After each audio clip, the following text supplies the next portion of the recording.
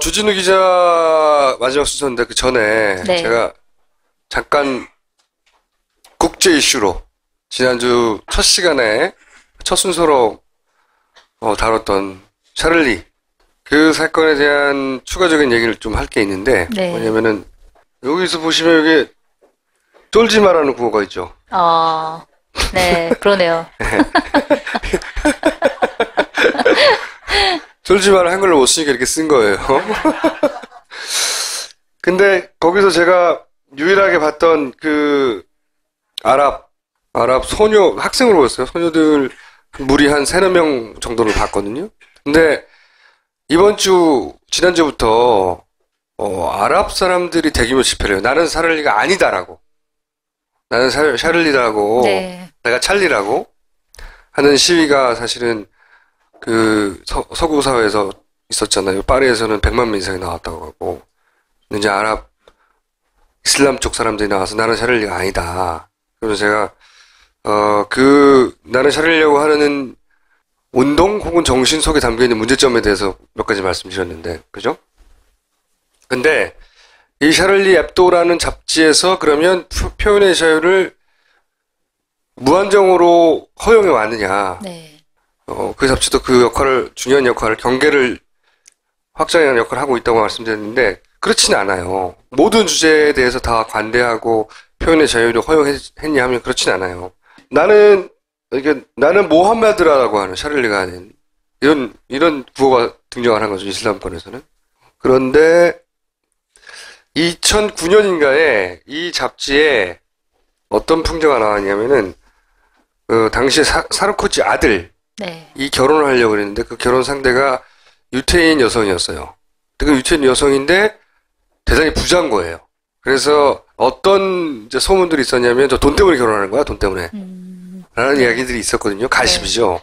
근데 그거를 받아서 이 샤를리 앱도의 한 만화가가 네.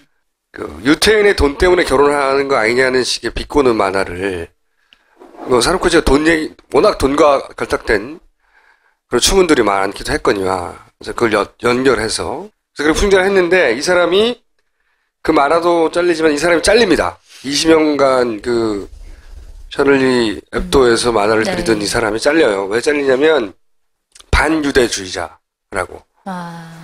네. 유럽 사회에서는 그 안티세미티즘이라고 하나? 그 반유대주의를 반인류 범죄라고 바라보거든요. 그건 당연한 게 유태인이란 이유로 수백만 명이 죽었잖아요. 네. 그래서 자기들이 가해자라고 하는 의식이 있어요. 그래서 유태인과 관련된 거에 대해서 대단히 엄격해요.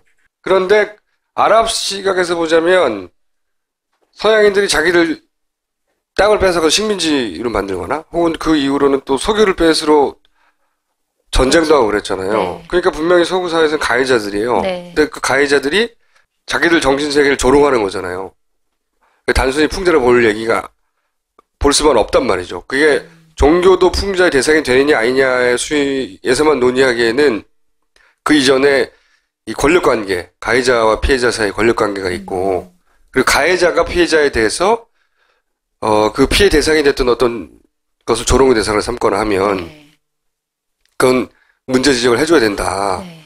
스스로 샤를리 앱도라는 잡지도 자기들은 그렇게 했었어요. 서구 사회에서 일어난 일에 대해서는. 근데 아랍 세계에 대해서는 네. 자기들이 가해자라는 인식을 하지 못했던 거죠, 제대로. 네. 이게 왜 자꾸 계속 해 나가냐면, 그런 차원에서 이 사안을 계속 바라봐야 한다고 말씀드리냐면, 이 사건이 어쩌면 세계사적인 사건이 될 수도 있어요. 왜 그러냐면요, 최근에 프랑스 보면은 국민전선이라고, 혹시 아시는지 모르겠는데, 르펜, 그 가장 유명한 극우 정당이죠, 유럽 사회에서. 초반에 등장했을 때만 해도 웃음거리였거든요. 그러니까 뭐 유태인에 대해서 막 욕하고 그 가스실에서 죽고 나서 네. 시체를 태웠잖아요. 그걸 5분이라고 불렀다고 그 사람이. 뭐 하여튼 그렇게 반유태적인 정서나 그런 걸 드러냈던 초반에 국민전선의 르펜이라고 하는 정치인은 웃음거리였어요. 지지율 2%막 이렇게 되는. 근데 그 딸은 지금 지지율이 30%가 넘어요. 1위예요, 1위. 네. 그 정당도 1위예요, 지지율이. 프랑스에서. 프랑스만 그러냐면, 오스트리아는 오래됐죠. 99년에 이미 구구정당 1위를 했었어요. 지금도 여론조사 1위가 됐습니다. 다시.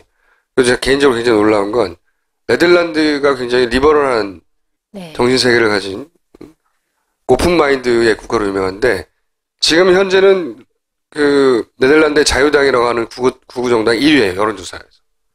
유럽 사회 주요 국가들 중에 극우 정당들이 먹고 살기 힘들어지면 항상 그런 게 처음 등장하거든요. 극우 정당들이 공통적으로 전 세계 공통적으로 그 극우 정당들이 내세우는 모토의 기본 슬로건 중에 하나는 자국 내에 있는 이민자들에 대한 공격이에요. 걔들 때문에 우리가 지금 못 먹고 우리 걸 뺏어간다 이거지. 이슬람 쪽의 문화권에서 그 2등 시민으로 자란 이민자들에 이런 테러가 일어났잖아요. 그래서 이 극우 정당들의 인기가 더 올라가고 있어요. 그러면 우리가 알던 유럽이 아닌 다른 유럽으로 변할지도 몰라요. 그런 흐름 속에 있다고. 너무 부정적으로 보시는 거 아니에요?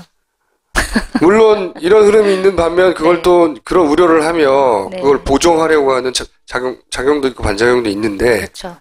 하여튼 그런 종합적인 시각 속에서 이 사건을 바라봐야 되고 이게 우리가 알고 있던 유럽과 다른 유럽으로 가는 앞으로 뭐 10년, 20년 동안의 변화의 뭐 출발점이 되는 상징적인 사건일 수도 있다. 우리 이 흐름을 잘 지켜봐야 된다.